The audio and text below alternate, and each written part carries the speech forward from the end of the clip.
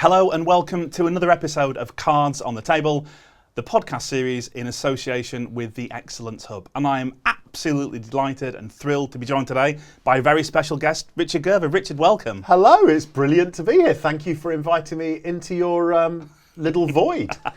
Well, before we talk about you, do you just want to tell our viewers where we are and why that matters to you? Thank you, Luke, and thanks for reading out my mum's email. That's very kind of you. Yeah, it's great to be here. And Richard, before we get into you, tell us where we are in the world and why this matters to you. Well, apart from being in what looks like a dark void of nowhere, we're actually at Derbyshire County Cricket Club, which is a hugely important place to me because it's my happy place, or one of them. You know, we all work so hard. We all have our professional masks on, and it's so important for all of us to have somewhere we can take our mask off, be with a few friends, talk nonsense, do something or watch something we love to do or watch, and this is that for me. Well, we are here as part of our Cards on the Table series, which is not just psychological, sociological cards. There are physical cards on a physical table. Now, just to explain to our viewers how this works, there are a series of cards which relate to a series of topics. Richard will select some cards at random and they will be sort of a starter for 10, a bit of a conversation stem for us, and we can go from there. So Richard, whenever you're ready, if you'd like to draw the first card from our table. I just want to say this feels a bit scary. It feels a bit like tarot cards, and I really don't want to draw the death card. So, there isn't one on there. Well, okay, so here we go. So am I going to look at it or just give it to you to look at? Well, I think you can look at it first and then maybe show it to the camera and then we can work out what it is. Okay, so there we go. Creativity. Creativity. An excellent draw. I know. Richard, when you hear the word creativity, what initially comes to mind? What are your thoughts when you hear that word? I think for me, what's always been at the heart of that word, I'm very lucky in my career. I spent most of it working in primary schools, and all of those primary schools had early years units. I have always said, and this may be a controversial statement, I think the best models of learning occur in our best run early years units. And that's where creativity for me is at its most potent. I used to go as often as I could into our nursery, into our reception classes, and marvel at the way not only learning was designed in those classrooms, but more importantly, how young people were. You know, if you make a list of the kind of qualities that you'd want from our students at any level of education, so many of those things were exhibited at that level. And at the heart of that was a young person's ability to be curious, to be creative, to lose themselves in a world of imagination with very simple ingredients, very simple stimulus, to be able to co-create, which again I think is something that we often miss higher up the education system. You know, you watch young people with a tray of water or sand and a few simple objects, and very quickly 3 or 4 of those kids have gathered together and they're sharing an extraordinary learning journey which is powered by curiosity and creativity. You know, that ability to find something of interest, to explore it, and as a process of that exploration, discover something new for yourself, for a wider group. And so for me, I suppose we've had a mysticism about creativity in education for many, many years. But in my own simple mind, and people are going to realise that I am actually a deeply simple person by the end of this recording, I think that creativity and curiosity and learning are intrinsically linked. And I think you can't have one without the other, because the ability to be creative is the ability to find something of interest and then use a mental, academic, emotional process to evolve that thing of interest into something of use and value. And I think what's quite interesting, obviously your former mentor, famous mentor, Ken Oh, Robinson, boy, yeah. who sadly is no longer with us, but one of the most watched TED Talks of all time was of course his piece regarding creativity in education and the killing of creativity. Do you think that children are less creative than they used to be? And if so, why do you think that is? I think it's a really interesting question, and I think people far smarter than I will have detailed research into this. I think it's a very easy trope to always look generationally and say kids were better at or worse at or are better at or worse at than previous generations. Do I think that the education system formally is is good at harnessing and promoting creativity? No, I don't. And I hope that isn't a controversial or accusatory statement. I think it's just a matter of fact. You know, when you're living in a culture and a system where efficiency, getting kids through, and I'm not decrying it because they are the keys to the kingdom, a system predicated on the achievement of very specific outcomes, results, qualifications, inevitably those things have to become the focus. Often, I think, at the expense of creativity. You know, I don't know a teacher alive who wouldn't love to be able to push some of their timetable out the door and just go whatever subject, whatever area, whatever year group they teach, and say, I would love to just immerse my kids in an endless exploration of X, Y, or Z, or my group of children have really been captured by this particular topic. We're just going to push the rest aside for a few days. I don't know a teacher alive that wouldn't love to do that. And of course, that's where the magic of that creative process could come, finding something of interest, playing with it, exploring it, and then as a condition of that process, finding something new and of value. Yeah. But do I think kids are less creative? I think they're differently creative. We could immediately jump to the reflex of social media, digital technology, killed our kids, numbed their brains. But actually, you know, when I look back at my own children who were older now, particularly my son who was an avid gamer, for example, I would argue that the ability to problem solve in the heart of a strategic game on a computer system is as detailed and as creative as any other form of problem solving. Similarly, when I look at young people today and their output as, and I know this is a controversial thing to say, as producers of social media, whether it's TikTok or, you know, one of any of the other social media forms, their humor, their ability to manipulate technology and use it to tell a story, to create humor, to do all kinds of things, is deeply creative. Yeah. And I think it's human instinct. I think, you know, as I say, we are born creative. We're born curious. We're born with this unbelievable desire to know, to find out, to discover. And so much of it, I think, comes down to our confidence to be wrong and make mistakes. You know, one of the things I've always said is that you learn nothing new by getting something right. You only ever learn something new from the point of a mistake or the realization that you don't know something or you can't do something. And so that's why young children are so gloriously creative. They'll question, they'll challenge, they'll make mistakes, they'll screw up, it doesn't matter, they'll bounce back. But as the stakes get perceivably higher in the game that we play within education and actually beyond, we tend to be more and more reticent about ever making a mistake and only trying to master the things we know we can master or the things we're told are of value. And so you tend to see young people's creativity flourish and show itself outside of the education system rather than inside. But do I think they're more creative? No. Do I think the system could allow them to be more creative? Absolutely. And I do wonder whether it's sometimes time restraints, curriculum restraints, you know, not that children are less creative, but the more opportunities they have to be creative have perhaps been diminished. And if we talk about just from a pure curriculum perspective, you know, with the increase in pressures on the English baccalaureate, we have seen a reduction in the number of children taking certain subjects, but also certain subjects are branded as creative. Yeah. And I think it's quite a disservice to English, to maths, to science, to history, to geography that they're not creative subjects, because of course all subjects are creative, aren't they? Absolutely, and I think it's a really interesting point because you're right. One of the things that has always frustrated me, and I know frustrated my mentor Ken in his lifetime, was this branding of subjects or particular areas that were considered, you know, when you talk about creativity in education, people often default to, oh, you mean drama, art, music, dance, maybe English language, possibly, you know, those kind of areas. But actually, when you think about it, you're right. Every area of life is creative. And actually, the most creative people I've met in my lifetime come from the fields of pure mathematics and science. Because if you think about the fields of pure mathematics and science, they are all about finding something of interest, playing with it, challenging convention and rules, if you like, being a bit punk rock about those things, breaking rules, systems and conventions and reinventing them and recreating them. In fact, one of the most powerful things and most poetically beautiful things I've ever heard anyone say to me was a few years ago, was meeting the 2017 Nobel Prize winner for physics, a guy called Barry Barish.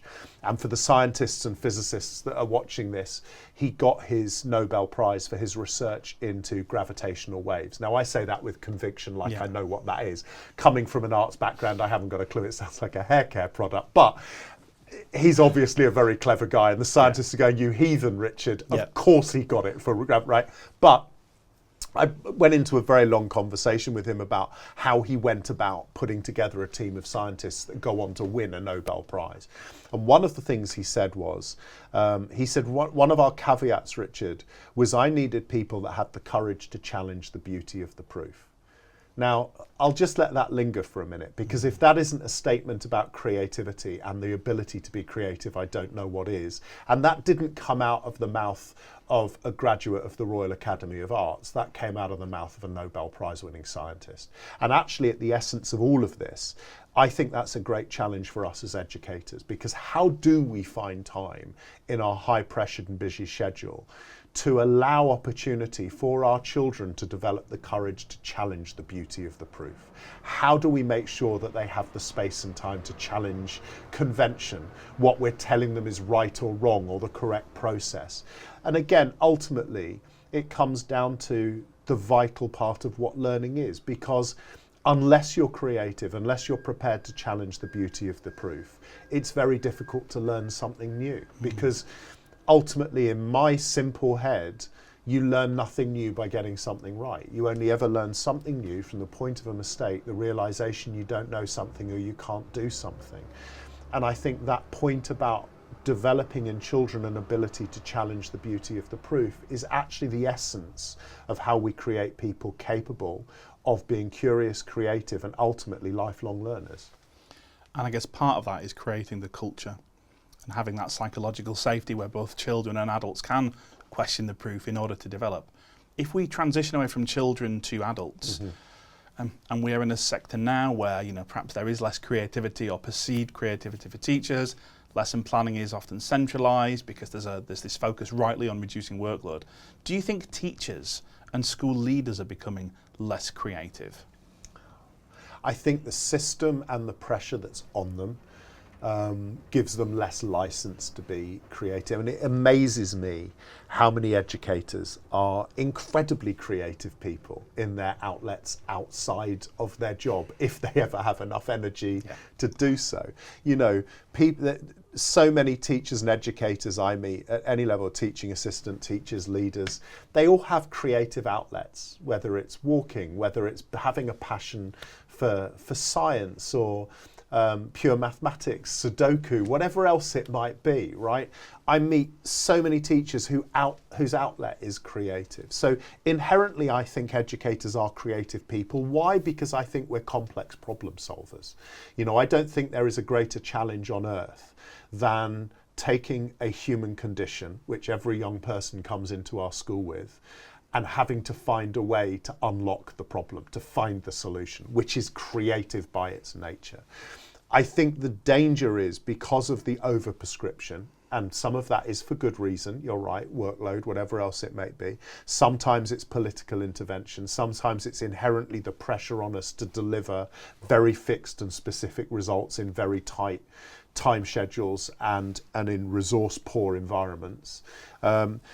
We go into a functional mode, which is one of delivery, is just trying to get the job done for the right reasons. And that's really important here. Whenever I talk about my criticism of the process in our system, it is never a criticism of our colleagues and professionals who every day are rocking up and giving more than the best of themselves to make a difference to young people's lives. But I do think that the system is stultifying. And I think, when I look back on my early years as a teacher, which was in the late 80s, early 90s, so it was at the advent of the first iteration of the national curriculum. Strategies hadn't come along yet. Ofsted was really in its infancy, is still coming through being a very different kind of inspectorate service. SATs and testing in primary education was only just just coming on stream. Some of my most magical moments as a young teacher was sitting with my year group colleagues at in the previous term, planning the next term's work. Now, it was hard work, there's no doubt about it, but the actual creative joy of taking a topic and trying to radiate out and find the learning points and teaching points across the curriculum, that was incredibly creative process. And then applying that to your own group of children, really relating that to the context of your 30, 34 kids, whatever it was. But also at the heart of that was that collaborative thing. And I think one of the magical moments in education can be, because I think it can also be ironically a very lonely job, when your door's shut with those young people, some of whom can be challenging, some of whom can be magical. That adult company tends to be diminished. You get home at night, and if you're lucky enough to have a partner, a family, other adults you live with, you're often too knackered to have any kind of social contact with them until you get to maybe a couple of golden weeks in a summer holiday. I think that collaborative process is so important. And I do wonder, and I now consider myself to be naive and not an expert in what's happening in our schools today. I would never pretend to be. But there has to be opportunity to engineer that soft collaboration between colleagues, because in many ways, creativity is not a solo pursuit. Creativity is at its best when it's being done as a collaborative process with a group. There's an argument, go back to music, for example, Lennon would not have been Lennon without McCartney. McCartney wouldn't have been McCartney without Lennon. Controversially and quite currently at the moment, the Liam and Noel wouldn't be Oasis without actually the friction and creative tension between the two of them. And I think to an extent, that's where creativity lies, in that human relationship, in that opportunity to collaborate, to debate, to challenge, to push each other, to feed each other with thinking ideas. And for me, when I look back on my teaching career, and people often say to me, do you miss it? That's the bit, apart from the kids, that's the bit I miss the most. Yeah. And so, I do. I think we need to find a way to allow that creative process to be back in the job if it isn't there, the magic, because I also think that would dramatically improve teacher retention. If we were actually allowed to really humanise the joy of the creative process at the heart of the education system again, I think more and more people would be addicted to wanting to continue the job. Richard, thank you. Some really great thoughts, insights and comments. We're now going to return to our table. Our Ouija board. I'll put that card back. Please don't draw the same one again, because that would be really awkward. I'll let you choose another card. Listen, at my age, trying to remember what that card was, I can't play pairs anymore. It's that one, just to be clear. Yeah, thanks. Okay, let's go. I'm going to be logical, because I'm not a logical person. Okay. Wow. Okay. I know. Okay. Now, leadership. Given your experience in and out of the education sector, your international artistry regarding leadership, thought leadership, published author, genuine expert on leadership in various sectors. What does that word mean to you? Wow. I think the first thing to say is to explain what it doesn't mean. First of all, I don't think leadership is necessarily hierarchical. I don't think it's about authority, power, pay scale. I think to an extent leadership is about a state of mind. I also think, and I'm going to let everyone into a little secret here, I don't think I'm any of the lovely things you described. I am a teacher. I will never use the phrase just a teacher. I am and always will be a teacher. And what I've learned through my journey, particularly over the last 2 decades since I left frontline education, is that actually educators are potentially some of the best leaders on the planet. And again, it's not it's not a senior position in a trust or a head of department or any of those things. And by educator, I mean anyone who interacts with our young people, whether it's, a teacher, qualified teacher, a teaching assistant, a learning assistant, whatever those people are. When you interact with young people, you are demonstrating high levels of leadership. And now I'll kind of back and put that into a context. So for me, there is a very profound difference between leadership and management. Both are important. And again, I'm not decrying either here. Management for me is about ensuring compliance. So for example, If you're looking at HR in a corporation, a lot of an HR leader's job is actually compliance. Are they fulfilling their contract? Are they meeting their targets? Are they going through the procedures they need to go through? Are they meeting all of the legality and legal elements of their job, right? That's compliance. Are they delivering what we expect them to deliver? That's management. Very important in an organisation that you have people there managing and monitoring compliance. Leadership is about, and there will be people I'm sure who will listen to this and go, oh, that's a bit soft and wishy-washy. Leadership for me is about empowerment. It's actually about helping to raise other people up, to find their talent, find their ability, find their interest, find how what they offer can add to the culture, structure and outcome of an organisation. So that requires high levels of emotional intelligence. That requires the ability to build and sustain relationships. It requires being able to completely park your own ego, because it's about the generosity of actually finding strength in others, which also by its own nature means you've got to be at peace with your own weaknesses as well as your own strengths. And so when you think about that descriptor, great teachers do both, right? They have to be, by their nature, they have to be managers. They have to make sure young people are compliant.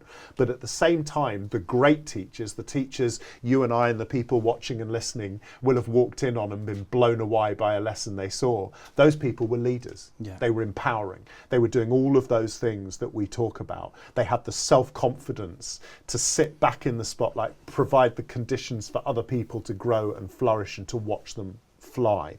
And I think for me, in essence, that's what leadership means. And it's why I find leadership so magical, because it's that selfless ability of a human being to look into the soul of another human being, find what makes their heart beat faster and to help them raise that pulse. Yeah. So Richard, how do we get to a scenario where we can transition away from leaders who've got very good domain-specific knowledge? They know their remit area very well, whether that is a facet of education, teaching and learning, whether it's corporate finance, whether it is HR, and move them to being human leaders. And you also use the phrase thought leadership quite regularly. So firstly, what do you mean by thought leadership? It's a phrase that's been that I've been pigeonholed into. But I think thought leadership is really, again, it's being a role model, right? It's finding the space and time, because again, if you move away from the paradigm that leadership is convoluted into management, and so the number of times you hear leaders say things like, oh, I'm dealing with that problem, this problem, I've got to get that implemented, we've got to get that sorted, and you put that actually, you go, well, yeah, all of those things are part of your job description, but that's management, right? You've got to find space and time to reflect, to think, to experience other avenues and fields. One of the things about great leaders that I've found in my life is that they spend an awful lot of their time listening, because what they're doing is they want to learn, right? They want to learn, they want to be challenged, they want to learn stuff that stimulates their thinking, their perspective, that shifts the narrowing of their context, which can happen in any field, right? So the irony is, going back to what I said about Barry Barish, one of the things Barry said was, the irony of a research scientist is, the more successful you become, the more narrow your focus, right? And actually, hence I need people that have the ability to challenge the beauty of the proof and look outside their context and domain. So what thought leadership is for me is exactly that. If you are head of a maths department, right? If you are a middle leader in a school, you're a senior leader in the school. The danger, because of the pressure on you constantly, is you're always in management mode, or 99% of the time you're doing that part of your job, right? And also, when the moment comes to solve a problem, and it's not your fault, you've been breathing increasingly stale air, because your focus becomes, you may have started as a teacher in a maths department, you may have actually started teaching in another department, ended up teaching a different subject or in a different area, different school, different key stage. And then what happens is, because you're good at it, everything gets narrower. So we'd now like you to be deputy head of department in maths. Oh, now we want you to be director or head of the maths department, right? So your focus now is almost in the implementation of system and structure. And then something hits that's new, that's different, that requires you to think differently. That's where thought leadership comes in. Because do you have enough frame of reference to think outside of the locus of your experience? It's linked to creativity as well. You can only be creative if you're stimulated by new things. So thought leadership is having a commitment to that and not feeling guilty about it. In education, we inherently feel guilty all the time. If, for example, you as a senior leader said, I'm having a really, really tough day, I've got a blooming great headache, I've been dealing with 2 or 3 difficult parents, a couple of staff issues, some behaviour problems from a particularly difficult group of year 9s, whatever, the toilets have been blocked again, right? All of those things. To actually say, enough, I'm going to take 20 minutes and I'm going to take myself out of the school campus and I'm going to go for a walk. Most people would go, I'd love to do that, Richard, but I can't, or feel guilty or whatever. I'm going to go for a coffee with somebody. I'm going to go for, that's the opportunity for thought leadership. So again, in any context, I'll often say to people, what relationships professionally do you have with people outside of your sector? So for example, in a school community, you've got a board of governors or trustees, right?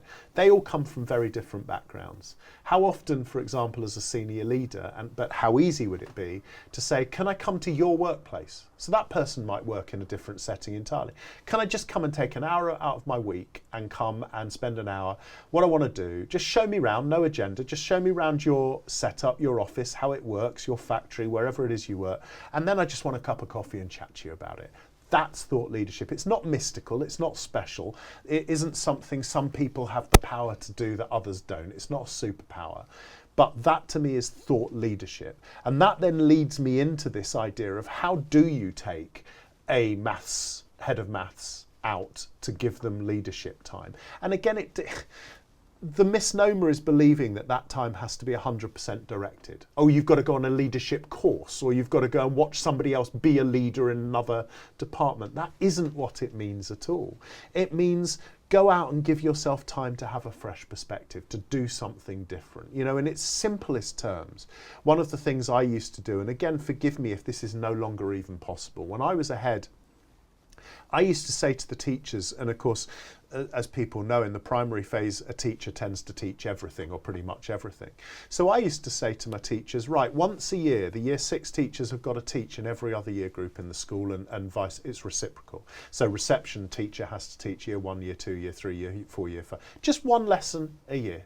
Because what I want you to do is go and spend time in somebody else's context, and then I want you to have a coffee with the person you've just exchanged classes with, talk about the similarities, the differences, the ideas you've sparked from being in that, and the things you might bring to their context, and vice versa. That to me is leadership. That's leadership development, and that's how we keep people's minds fresh, how we make sure people's imaginations and thinking is fired by fresh and new ideas. Again, the danger of our profession above most others, and it's understandable because the pressure we're under as educators, is we tend to stray very, very short distances from our knowledge, experience and lived experience. We've got to be better at doing that if we want to be able to find new approaches and new solutions to the challenges we face. And you've had the privilege and the pleasure of visiting many countries, but working with many different sectors, many different organisations. Is there a particular place you've been where you think, actually, do you know what, the way you're developing talent, the way you're developing human leaders with really good thought leadership, is there something that really stands out or resonates, Richard? I know this is going to sound tacky and a bit staid, and people go, of course they would, and I'm sure people will give me 100 reasons why it's okay in that sector but not ours. Is new industry, right? So the tech sector is the sector you see most of this stuff happening at the cutting edge.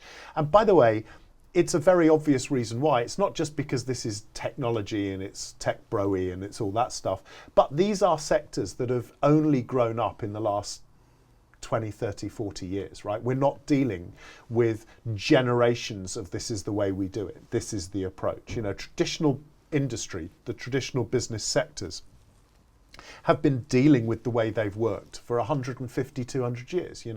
They're still living in a kind of industrial mindset, which to an extent, education is designed around a very traditional industrial mindset, very kind of Taylorist, where the focus is constantly on efficiency, because the belief is if you focus on efficiency, you increase productivity. If you increase productivity in a business, that means you're likely to increase profit. What do you do with the profit? You invest it in becoming more efficient, right?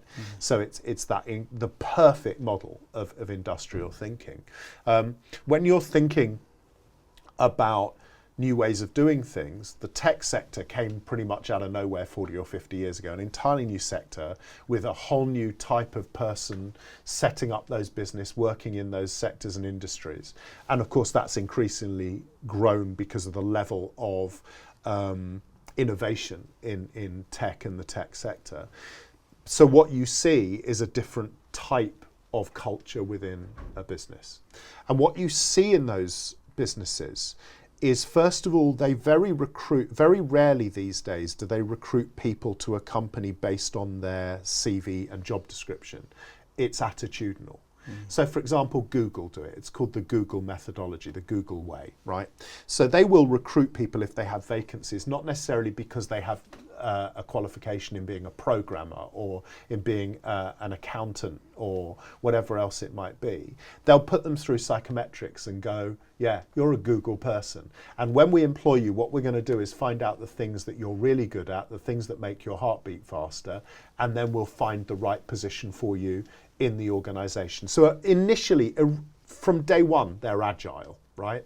They also understand that different people will have different strengths and different weaknesses within the tech sector. So you don't necessarily get paid more money just because you've been put into a leadership or management role. One of the things we were talking about off camera before we started recording is one of the great sadnesses I have in so many sectors, but particularly prevalent, I think, in education, is often the irony is our greatest educators get promoted out of being educators. Right?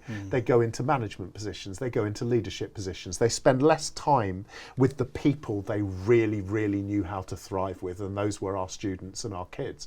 And it's perfectly understandable because it's how our pay scales are created. It's how our feeling that we've been successful in our careers are promoted to us. Oh, it's time for you to move on, to look for a management position. Oh, you need a deputy principal's job. Oh, you need to be looking at central trust leadership or whatever else it might be. And one of the other things you've started to see in a lot of those now more established tech businesses is a realization that the best programmers don't necessarily make the best leaders, best managers. And also what they're doing the minute they promote somebody out of being a programmer is you're taking talent out of where they're talented and you're creating a vacuum. So they've started to adjust their pay scales. So the best programmers will be paid as much, if not more, than hierarchically senior leaders in the company, because their job is to do the best they can be at what they're brilliant at. And what they've discovered, of course, is that just because you're a brilliant computer engineer doesn't mean you're a great people person or leader. So they're looking for different qualities. They're not going, oh, you're good at that job, therefore you must be X.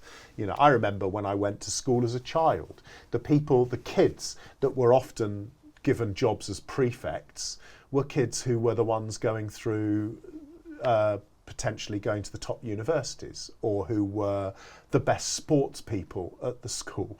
And often those people were really brilliant academically or sportingly, but they were rubbish at human leadership. I mean, most of us can identify with the prefects we loved and hated in our own school hierarchy systems, but that is something you see in most industries and sectors. But yeah, the most innovative sectors have had the courage to separate those things out, to create different kind of pay scales so people don't feel under pressure to jump out of the job they're brilliant at into a job that they're not going to be very good at or ill prepared for or have no training for. So I think so much of that understanding of leadership is going back to what I said in my initial very long-winded response. I'm very aware of that, by the way, Louis. That when you separate out management from leadership, you're looking at two very different things. right? Management is about making sure systems and structures are implemented and about compliance to those things. Leadership is a much more human experience.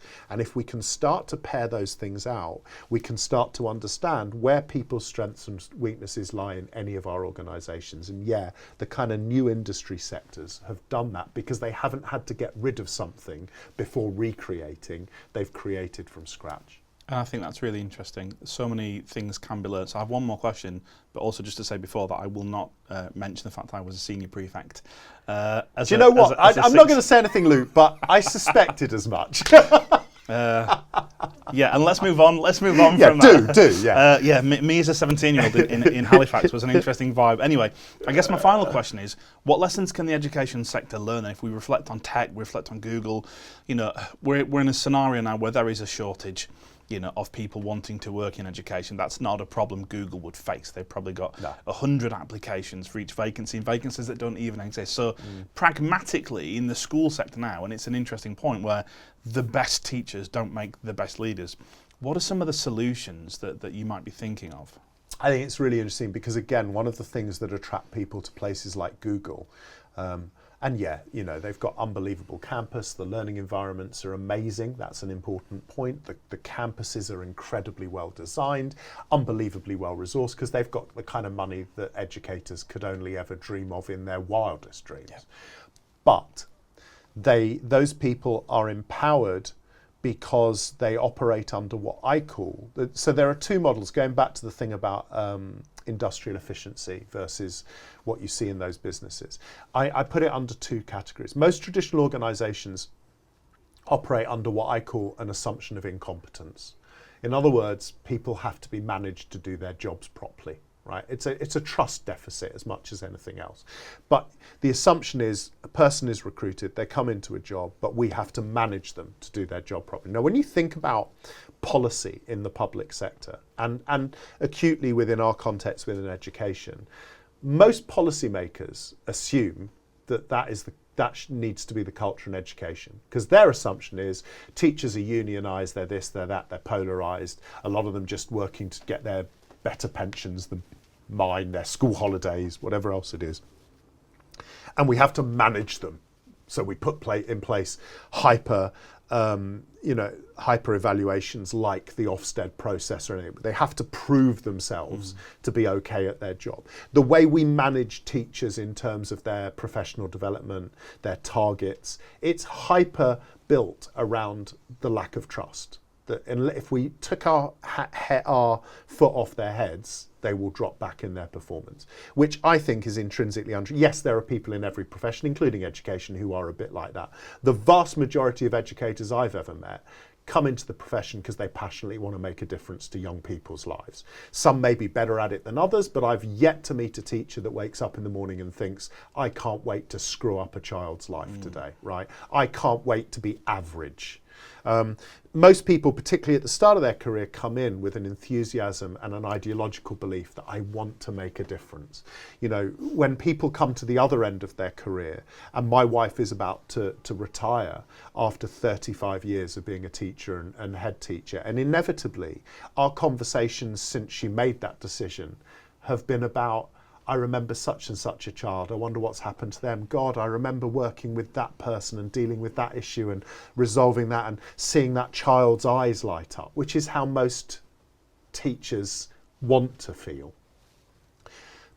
The problem is we're in this stultifying and often suffocating environment of an assumption of incompetence, which comes from the very top, policy. And also, of course, what we see in that, if we're going to be really controversial about this, is often policymakers and some of the experts that have surrounded government officials, maybe over the last decade and a half, couple of decades, believe that intrinsically children are lazy and naughty and need to be managed to learn, to do, to be.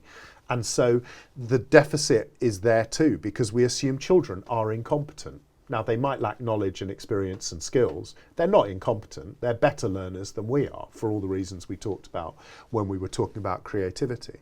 But we almost create this environment of hyper-management where everyone has to prove they're doing okay before, at some point, the kind of idea of a utopian belief, now I can go off and explore, experiment, be creative, develop, be professional. Because when you think about it, professionals solve problems. They don't just sit there and wait to have that problem managed for them. You know, you don't go into a doctor's surgery and say to the doctor, here are my symptoms, and the doctor goes, yeah, you're buggered, there's nothing I can do. The doctor's professionalism starts at that point, which is, okay, I've got to piece together the problem and find a solution. That's a really attractive way for most intelligent people to lead their professional lives. They want to be problem solvers. They want to be doing stuff where they really feel a profound sense of legacy and importance to their job. In the tech sector, and in new industries, because they haven't come from the Taylorist model of efficiency, and therefore an assumption of incompetence, they've been born out of something different, which is what I call an assumption of excellence. So in other words, the people that go into work in a place like Google or Microsoft or Apple or Facebook, whatever we think of those companies, right, tend to be amazingly creative, dynamic, really academically gifted, brilliant people, right? Often, interestingly, kids that struggled at school. A lot of the kids that go into that sector will tell you they hated school, they were bored by school, they did most of their learning outside of school. I remember interviewing Steve Wozniak a few years ago, the co-founder of Apple. He said, I used to sit there and stare out the window, bored out my mind. He said, I couldn't wait to get home at night and actually start playing with transistors and self-learning. It's a really interesting challenge for some of us, right? But what happens in those environments is these young people are recruiting, they're taken through the psychometric, they're a Google kind of person, right? And they go and be brilliant. Go find things that interest you within the organisation, a problem we're trying to solve, an idea you might have. Gather people around you. Find a way to work that idea into a prototype. Make it happen. Pitch it back to us. Let's turn it into something tangible. Let's create. Then let's find a way of marketing, valuing it, putting it into place. Google's founding principle, which is to organise the world's information, make it accessible for everybody, and by so doing diminish evil. Right now, we can argue about whether they've got that right along the way, but that's what people are told their job is at Google. But it's go away and do it. What's interesting is it's not that those environments are anarchic. You know, they can't be. They've got billions of dollars on the line. These people have as high stakes as any educator feels, right? These people balls up, their job's on the line because there's 100 people queuing for that job. They are under intense pressure. But the assumption is they don't have to prove they're doing okay before they're allowed to. But that doesn't mean they're not accountable. Weirdly, in a culture of assumed excellence, the pressure on you is far greater than in a culture of assumed incompetence. Because if you think about the lived experience for most of us, as we've been raised through that culture of incompetence, it's actually really easy to blame hierarchy if something's gone wrong. So, my results weren't good enough. Well, that was because of the syllabus. It was because of my line management. It was because of the conditions, because of Ofsted, there's always a reason you can blame somebody in the hierarchy, right? Because you are being managed. In a culture of assumed excellence, the spotlight is firmly on you. So if you fail to deliver or underperform on your potential ability qualifications, it's on you because you are 100% responsible for catalysing what you do and how you do it. Now, in those cultures, that's the point at which leadership will intervene and put a management structure in place for that member of staff in the hope that they can raise up, and if not, they'll be taken through a competency procedure and ultimately lose their job. But the point is, in those cultures, you don't have to prove you care and you're good at your job before you're let loose on becoming a professional. If I had one piece of advice on how we not just recruit but retain educators, it would be a very different kind of world if you didn't feel you were under the microscope of suspicion on the day you walk through the door. And actually, most people would find teaching far more enticing if they thought it was a collaborative, creative, developmental, highly professional, highly trusted environment. You know, it's no wonder why, and I'm not going to rehearse the old stuff about Finland, but one of the things that's fascinating about Finland is Finland was taken out of direct political control educationally about 15 to 20 years ago. In order to do that, they raised the qualification requirement to be a teacher to master's level, right? Why did they do that? One, because they wanted to make sure that teachers were really, really skillful action researchers, developmental, collaborators, creative, all of those processes, not just deliverers of material. They wanted to raise the trust level of the profession so that teachers became one of the most valued. And when you go to Finland and you look at the polling, teachers are not only some of the most trusted people, it's also a highly aspirational career and profession, because it's regarded as a profession, as something young people look at and go, oh my God, that's rock and roll. I want to do that. And I think what we've got to do is get back to that. Now, I could get really political since austerity as to how our governments have undermined the professionalism of teaching and education to deliberately justify low pay, low working conditions, hyper control, hyper centralised control over curriculum delivery, etc., because it makes it much easier for them if they undermine the professionalism in the public eye. But the double-edged sword of that is you stop making it a profession that's deeply attractive for people. So for me, there's a really interesting challenge, and we've got to find a way to put something that stops that friction. And I think it's really interesting, the dichotomy between the culture of assumed incompetence and the phrase, which I really love, that culture of assumed excellence. And I think as you walk around schools and you pop into classrooms, you'll hear phrases like catching being good. With the pupils, that should just be the norm. And I think you're right. And if you ever do a learning walk and you open a classroom door and the teacher instantly gets twitchy, that tells you everything you need to know about the culture in that organisation, but maybe wider than that. Richard, thank you so much. I think we've probably got time for 2 more cards. I'll let you choose another one at random. Okay. I don't like these digitally things, so I'm going to go for the old school names. I'm going to go for this one. Oh my goodness. Oh, we're getting deep now. Okay. Life-changing moment. Wow. I mean, that is pretty nuts, right? Yeah. We're going into therapy now. Yeah. Have a drink. Take a second. I mean, this could be one of a million different variables. Yeah. I guess when you read those 3 words, where do you go? Wow. Well, I start with my own childhood. So, and for so many reasons, it's funny, isn't it? The further away you get from your childhood and the more distance there is and the more experience you have in life, the more I suppose you can self-analyse and unpick what that meant to you in laying the foundations for the changes and direction of your life. I look back on a number of things, all related. So when I was a young child, and we're going back into the early to mid 1970s now, divorce was a taboo. Now, I'm not saying better, worse, but today, divorce, sadly, for so many millions of people around, there's just a fact of life. People need to remember that in relatively few decades ago, it was still really a taboo. So, for example, if you were a child in a divorced home, some of the other friends you used to have would not be allowed to come and play at your house anymore. So my parents went through a spectacularly messy, angry, nasty divorce. And because of that, I developed a number of the kind of stress indicators you see in children often caught in that kind of maelstrom. So 2 of the main characteristics was I developed a stammer, which was entirely related to the environment I was in and the stress I was under.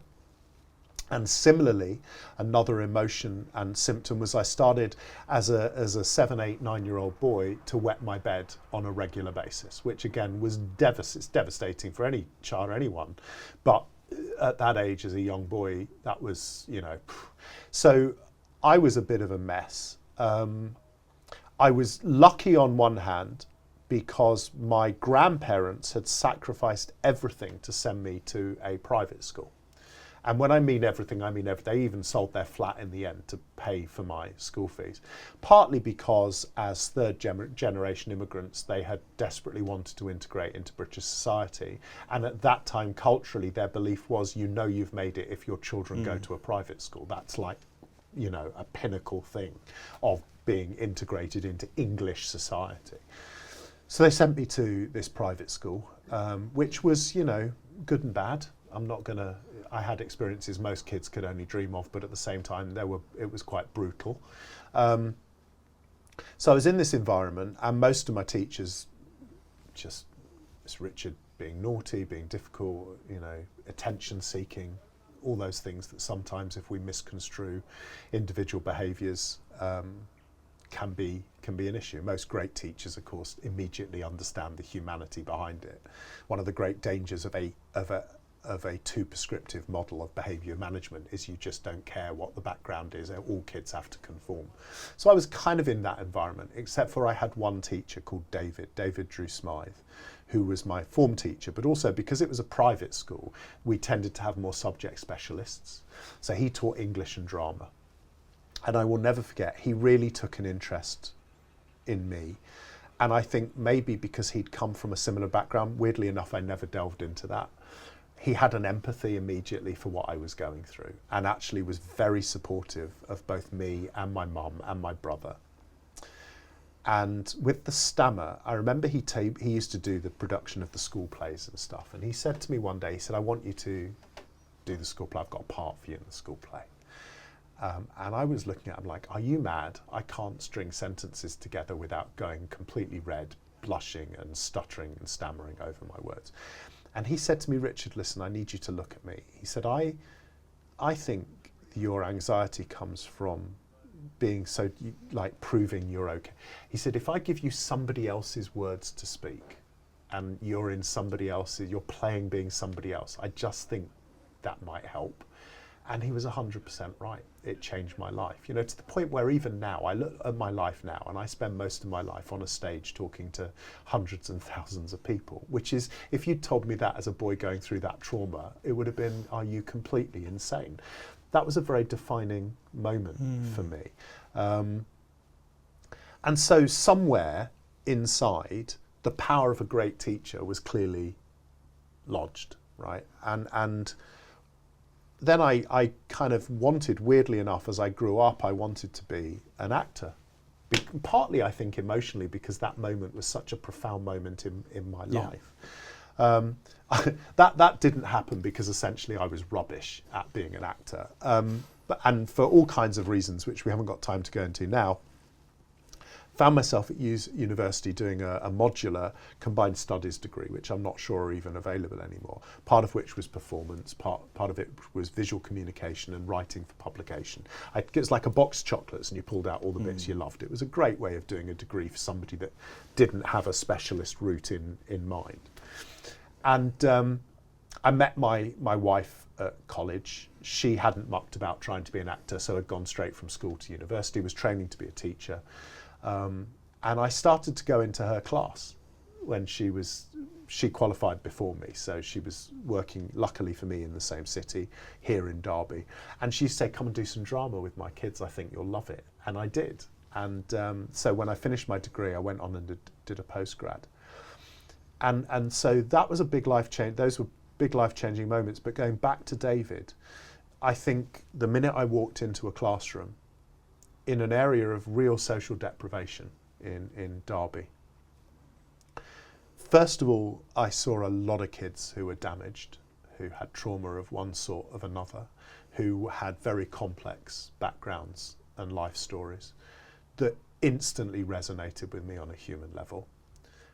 I fell in love with those children and that kind of school and that community and context. And the second thing was, because I had been privileged to have a private education where resource was almost no object, where I was exposed to opportunities that most kids in the state sector never got the opportunity to experience, those two things really gelled in me. And I thought, this is where I need to be. I need to be a teacher. I need to work with young children. I need to work in areas of social deprivation. And I need to fight my whole career to give these kids the kind of experiences that I was privileged enough to have in the private education system, because these kids deserve all of that. And so I think when you talk about life-changing moments, I haven't brought the tone down too much, that is the moment I look back on my life as the most profound. And actually, David, by the sounds of it, was not just a great teacher, but a great human.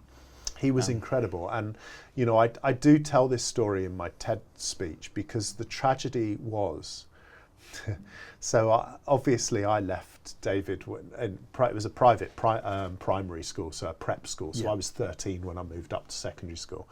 And obviously David was in the primary phase, the prep phase.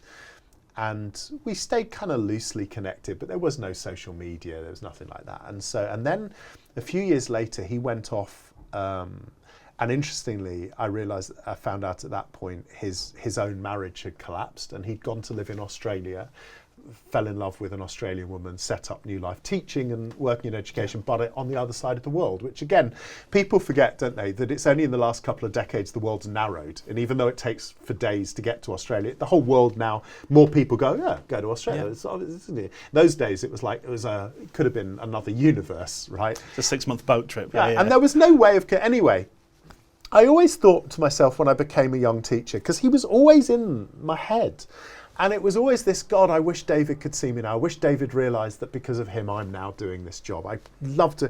Anyway, weirdly, of course, Facebook suddenly comes along. I leave my career in frontline education and I'm beginning this nonsense of travelling around shooting my mouth off. And I had my first ever trip to Australia. And I thought, oh my God, I know David's in Australia. So by now, I find him on Facebook and it's the David. I'm like, oh, I don't know if you'll remember me. I'm Richard. This has been my life very quickly. I'd love to meet you and thank you, because all of this is because of you. And if you're around in Sydney on this day, come and hear me speak, because none of this would happen if it wasn't for you. And we fixed it up and made the arrangements, because he was still a youngish man in his 50s, I suppose.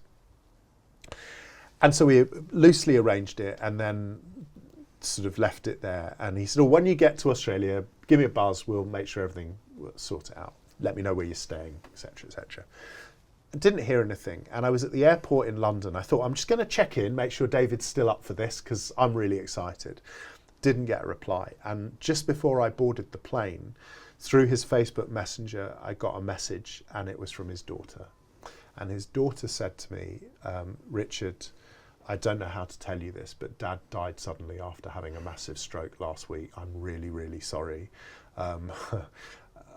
But for obvious reasons. And she said, I know how much he cared and was so excited that you'd reconnected and was so looking forward to. So in the end, I actually met his daughter and his widow. And God, that was one of the most difficult emotional moments of my life. But the point is, I never got to say thank you. I did, at least he knew. Yeah. I never got to look him in the eyes and say thank you. Yeah. But he would have known. Oh yeah, no, he would. And the wonderful thing is I'm still in touch with his daughter now. So whenever I go over to Australia, we go hang out, have a couple of beers together. Yeah. And there's a weird connection, because in some ways I like to think that I was a kind of child he had before he had his own children. Yeah. And I think the reason why that story is still so potent to me and so relevant now, and particularly given our conversation already today, I think what we need our profession to stand back and remember when they have moments outside the maelstrom is that, because they are David, and they are doing that to children every minute of every hour of every day. And whether they realise it or not, how they interact with those young people, how they emotionally connect with those young people will literally change lives. And in honour of David, what I ask anyone watching this who is an educator or working with young people to do is to take 5 minutes, take a step back and realise they're David, and to find their Richards and remember them. Yeah. Because that's the power of our job. And going back to your previous question about recruitment and retention, if teachers were more explicitly aware of the legacy they're leaving, I think more teachers would be able to endure the unbelievable pressures they're under so much of the time and continue to get up every day and do the job where they are truly changing lives. Richard, thank you so much for sharing that story. I know it was a difficult story for you to share, and I also know that not just the Davids in the schools, but of course right now in 2025, the younger Richards would have access to counselling, mental health support, advice, guidance from a whole range of professionals that undoubtedly just wouldn't have been available Such to you. Such a good point, absolutely. Yeah, and they are the heroes too, because it doesn't matter what role David has in that school, those Davids are working everywhere and with those young people. Richard, thank you so much. We've got time for one more card. Okay. I'm hoping, given the current vibe, that you don't choose the Ofsted card. What I'm hoping, to be honest with you, is these will be this weekend's lottery numbers. But let's see where we go, shall we? I'm sticking with my thing that I'm not doing your barcode, QR code nonsense. I'm going to go for the final posh one with the Excellence Hub written on it. Just, you can pay me later. Excellence Hub. Okay. This is almost poetically perfect. Okay. Given everything we've been through. And if I ask you, what is the, I think this is an old joke, but what are the best things about teaching? Seeing success in children, developing lifelong learners, but a summer break would probably I was going to say, be quite until up that there, last one, crap, the best things about teaching are July and August, right? Holidays. Holidays. So and we're recording this in July. Exactly. The last week of term. Yeah, I've got my Speedos on under my jeans. That's not an image that we need right now. I know. So what does the word holidays mean to you? Other than yes. Yeah. School's out for the summer vibes. There is always a link, right? So, I mean, again, I could be the old folk, in my day, going to, anywhere was like Britain. I remember going to Spain as a child and thinking it was the most extraordinary experience of my life. I've been in a fortunate position, my wife and I, when we had our own kids. And funnily enough, when my parents went through their messy divorce, my uncle, my mum's brother, paid for us all in the 1979. God knows how he afforded it. He took all of us, my brother, my mum, myself, his wife, his kids, and we went to Orlando to Disney. Right? Oh, wow. I know. 79. I don't want to ask about how he got the money, whether he knew the Cray twins. I don't want to know. Whatever he did, whether it was wacky backy, I don't know. Yeah. But I didn't care. I was 10, didn't matter. So we're there, and magical then. Anyway, years later, we have our own children, and my wife and I said, well, just once. We've got to take our kids just once to Disney. So we saved for a few years, and having paid off the wedding and the started paying our mortgage, we finally put enough money aside to take our kids to Disney. And weirdly enough, it was between me leaving my deputy headship and becoming a head teacher. And we had the most amazing time. Unbelievable, magical. Our daughter just every single stuffed character in human form going. Everything unbelievable. Our son, who was a lot younger but the thrill seeker, was like, I don't care about Mickey Mouse. It's fake anyway, Dad. Don't tell my older sister. I want to go on the roller coasters. Amazing time. Anyway, I remember the start of my headship. So this is where it all comes back to like holiday, not holiday. So I came back to my headship. And I remember getting the job and frankly being young, naive and just full of enthusiasm. And by the way, for people to know, I became a head very young, but not because I had any semblance of talent. But the truth is it was because I was breathing. And it turns out I was the only applicant for the job at this school at the time because the school had a shocking reputation. So the opposite of the Google application. Yeah, exactly. I was assumed breathing. There was no competence, incompetence, excellent. It was just, he's alive and he's not here to fix the photocopier. We will make him the head teacher, right? Anyway, so I turn up. And I don't know how many of you have been through this experience as a leader, a middle manager, and you're asked to lead a meeting for the first time. It is the scariest experience of your professional life. Put me in front of a group of students on a cold, wet Thursday afternoon, no problem. Put me in front of my peers for the first time leading a meeting. They're all looking at you like this, going, go on then. What have you got, right? And this group of people had the experience of 8 head teachers in 10 years, right? So they knew head teachers, right? And they chewed them up, spat them out for breakfast. And I rock up, young, enthusiastic, and look at this room full of people, most of whom are older than me, more experienced than me, more cynical than me. There was the alpha teacher in the corner who happened to be a male in our school at the time, John. He was sat there, the leader of the pack, like sort of Hell's Angels or something. And I know they were running a book on how long this one would last, right? This young bloke knew nothing. Walked in, and I remember being completely paralysed, got to be honest, in total fear. I should have gone in there and talked about we've got to get through Ofsted, we've got to get our grades up, we've got to do all the things which had to happen, right, in order to get anywhere near not being shut down. And I walked in and looked at John, who was like eating, I don't know, raw children with his bare hands or something. And everyone around him, and they're all there. And I just remember my brain freezing. And so bear in mind, I'd just been to Disney. And one of the things my wife and I had noticed at Disney was actually intrinsically what a bloody horrible experience it was on the surface. Because whether it's lucky enough to go to the one in Paris or Orlando or wherever the ones are in the world now, right? The one in Orlando, particularly when we went, was the weather was unbelievably hot, like ridiculous, and the humidity and and what do? You get there and you queue, basically, don't you? You queue all day long. What do? You queue. So you might have 5 experiences, but for 10 hours you're queuing for those 5 experiences. Which, if you think about it, if you were designing an experience for children to love, queuing for 10 hours for 5 quick experiences is not probably what you'd choose, right? But what we found was, and we both remarked on it on the way home, was not once did we see a child have a tantrum.